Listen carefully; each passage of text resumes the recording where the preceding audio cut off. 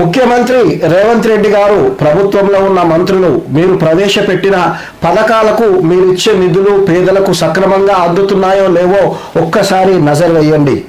పేదల ఆరోగ్యం కోసం ప్రభుత్వం ఇచ్చే ఆరోగ్యశ్రీ నిధులు ఆ రోగుల పట్ల ఆసుపత్రుల్లో సిబ్బంది వ్యవహరిస్తున్న చిన్న చూపు దురుసు ప్రవర్తనపై జర నజర్ వేయండి.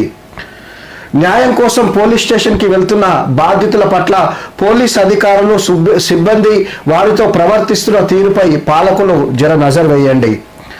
బస్తీల్లో కాలనీలో మా సమస్య ఇది అది అని చెప్తుంటే వారిని చీదరించుకుంటున్న కార్పొరేటర్లు ఎమ్మెల్యేలపై పాలకులు జర నజరయ్యండి సార్.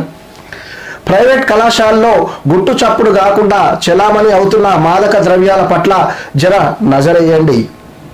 పాలకులంటే నిధులు మంజూరు చేసి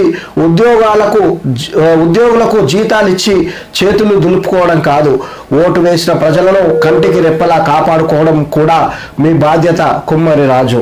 నేనే రాసిన ఈరోజు ఆజ్కి బాత్. సో కామెంట్ రూపంలో పెట్టండి.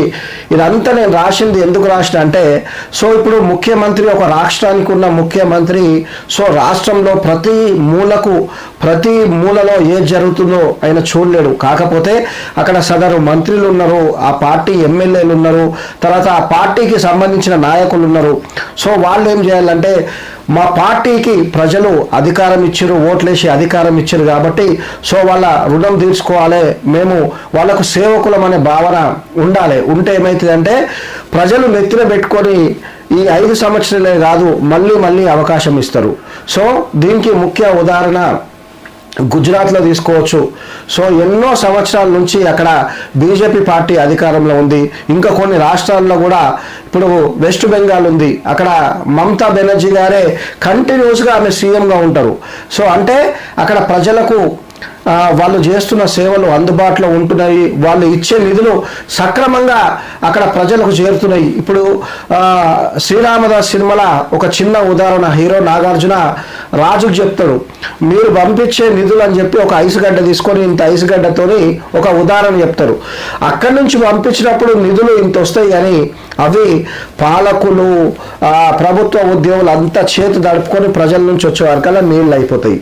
సో ఇదే విధంగా ఏ ప్రభుత్వం ఉన్నా సో ఇదే జరుగుతుంది. ఎందుకంటే పైన ఉన్న ముఖ్యమంత్రి మంచోళ్ళు ఉండొచ్చు, మంత్రులు మంచోళ్ళు ఉండొచ్చు, కానీ ఎమ్మెల్యేలు తర్వాత ప్రభుత్వ ఉద్యోగులు ఏవైతే ప్రజలకు అందవలసిన నిధులు ఉన్నాయో, సంక్షేమ పథకాల నిధులు, సో అవి దారి మరలుతున్నాయా లేకపోతే ప్రజలకు అవి అందుతున్నాయో లేవో కూడా తెలుసుకోవాల్సిన బాధ్యత ముఖ్యమంత్రి పైన ఉంది, మంత్రుల పైన ఉంది.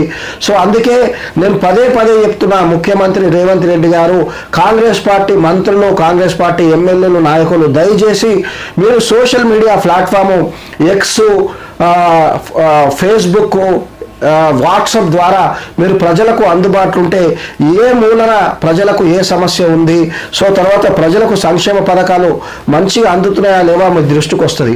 మరో విషయం, ఇక్కడ ఆరోగ్యశ్రీ పథకం ఏదైతే ప్రభుత్వం ఇస్తుందో పేదల పాలిట అది వరము. సో కానీ ఏమవుతుందంటే ఈ ప్రభుత్వం ఇచ్చే ఏవైతే పేదలకు ఇచ్చే ఆరోగ్యశ్రీ ఉందో, సో సదరు హాస్పిటల్, అది నిమ్స్ ఆసుపత్రి కానీ ఇంకా వేరే హాస్పిటల్ కానీ, సో అక్కడ ఈ ఆరోగ్యశ్రీ ఎవరైతే లబ్ధిదారులు ఉంటారో వాళ్ళని ఎంత చిన్న చూపు చూస్తున్నారంటే అక్కడ ఆసుపత్రి సిబ్బంది. ఒక్కసారి ఆరోగ్య శాఖ మంత్రి దామోదర్ రాజనరసింహ గారు, సో మీరు కింద స్థాయికి వస్తే కానీ ఈ సమస్య ఏందో తెలియదు రేవంత్ రెడ్డి గారు మీరు కూడా. ఎందుకంటే అదే ఒక ప్రైవేట్ ఆసుపత్రికి పోయి ఒక 10,000 బిల్లు అయితే అక్కడ వాళ్లకు ఏది ఆసుపత్రి సిబ్బంది వాళ్ళకి ఇచ్చే మర్యాద అదంతా వేరే ఉంటుంది. సో ఇక్కడ ఆరోగ్యశ్రీ 5 లక్షలు 10 లక్షలు సో ప్రభుత్వము ఆ బాధితునికి చెల్లిస్తుంది బిల్లు, కానీ అక్కడ ఉన్న సిబ్బంది ఈ ఆరోగ్యశ్రీ కింద ట్రీట్మెంట్కి వచ్చే వ్యక్తులను మాత్రము ఏదో చిన్న పురుగుల లెక్క వాళ్ళని చిన్న చూపు చూస్తున్నారు. సో దయచేసి దీనిపైన నజర్ పెట్టవలసిన అవసరం ఎంతైనా ఉన్నది. అదేవిధంగా పోలీస్ స్టేషన్లలో సో అందరు కాదు, ఎవరో కొందరు పోలీసు వాళ్ళు చేసే తప్పుకి పోలీస్ వ్యవస్థకు అంత తప్పు వస్తుంది.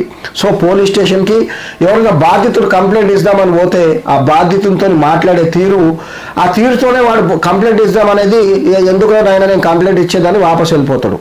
సో ఆ తీరు మారాలి. అదే విషయంగా బస్తీలలో మీ అందరికీ తెలుసు, నగ్న సత్యం అది. బస్తీలలో ఉన్న ప్రజలు, గ్రామాల్లో ఉన్న ప్రజలు 100% ఏ పార్టీకైనా ఓటేస్తారు వాళ్ళు. సో అక్కడ వాళ్ళకి ఏదైనా సమస్య వచ్చి అక్కడ కౌన్సిలరా, కార్పొరేటరా, లేకుంటే సర్పంచా వాళ్ళకు మా సమస్య ఇదని చెప్పేవారు కల్లా అట్లానా ఇదా ఇట్లా ఫీల్ అయిపోతారు. ఇట్లా అరే వాళ్ళు అర్థం చేసుకుంటలేరు. మీరు ప్రజలకు సేవకులు, మీరు శాశ్వతం కాదు. 5 ఏళ్ళ రాజులు మీరు. 5 ఏళ్ళ తర్వాత మీరు ఉంటుందా, మీ పదవి ఊడిపోతుందా తెలియదు. కానీ ఉన్నప్పుడు మీరు మంచి ప్రజలకు సేవ చేస్తే అదే ప్రజలు మిమ్మల్ని నెత్తి మీద పెట్టుకొని మళ్ళీ మీకు ఓటేస్తారనే విషయము పాలకులు మర్చిపోతారు. తర్వాత ఇంకోటి కీలకమైన అంశం ఇది. సీఎం రేవంత్ రెడ్డి గారు, తర్వాత ప్రభుత్వంలో ఉన్న మంత్రులు అందరూ, సో ప్రతిపక్షంలో ఉన్న వాళ్ళు కూడా మీరు దయచేసి దీనిపైన కాన్సన్ట్రేట్ చేయాలి. ప్రైవేట్ కళాశాలల్లో ఈ గుట్టు చప్పుడు కాకుండా ఏవైతే డ్రగ్స్ దందాలు, పబ్బులల్లా, తర్వాత ఇప్పుడు మనం రోజు చూస్తున్నాము. సో నిన్నగాక మొన్న మల్కాజ్గిరిలో కూడా అయింది. రాచకొండ కమిషనర్ గారు సుధీర్ బాబు గారు వెల్లడించిండు. ఆ గ్యాస్ వాల్వుల డ్రగ్స్ పెట్టి చలామణి చేస్తున్నారు. తర్వాత ఇంకోటి కూడా చూసినాము, ఇతర రాష్ట్రం నుంచి వస్తుంటే పోలీసు వాళ్ళు పట్టుకున్నారు. సో ఇట్లా ఇది విచ్చలవిడిగా అవుతుంది. దీంతో యువత దాని బారిన పడి సో వాళ్ళ జీవితాలు నాశనం అవుతాయి. సో దయచేసి వీటన్నిటిపైన మీరు నజరు పెట్టిన పని ఉంది. ఇప్పుడు మీరు ఇవన్నీ సేవ చేస్తామనేది చెప్పి కదా, ఇప్పుడు ఎమ్మెల్యే కానీ, ప్రతిపక్షంలో ఉన్న ఎమ్మెల్యేలు కానీ, అధికారంలో ఉన్న ఎమ్మెల్యేలు మీరు వచ్చింది ప్రజలకు ఈ సేవ చేద్దామని వచ్చిరా, లేదు మీ సొంత స్వలాభం కోసము మేము ఎమ్మెల్యేనో లేకపోతే కార్పొరేటరో సర్పంచో మినిస్టరో మేము అయితే సో మేము ఇష్టం వచ్చినట్టు మేము దోచుకోవచ్చు, మేము దాచుకోవచ్చు, మా వాళ్ళని సెట్ చేయవచ్చు అని. ఇది వ్యాపారం కాదు. దయచేసి రాజకీయం అంటే ఒక సేవ. ఆ సేవా దృక్పథంతో ఉన్న వాళ్ళే రాజకీయంలోకి రండి. లేదు ఆ సేవ చేయని కాకపోతే చాలా వ్యాపారాలు ఉన్నాయి. ఆ వైన్ షాపులు పెట్టుకోండి, తర్వాత ఇంకా ఇతర ఏవో ఉన్నాయి, చాలా బిజినెస్లు ఉన్నాయి, అవి చేసుకోండి. కానీ దయచేసి మీరు రాజకీయాలకు వచ్చి ప్రజలను ఇబ్బంది పెట్టొద్దని చెప్పి వేడుకుంటున్నాం.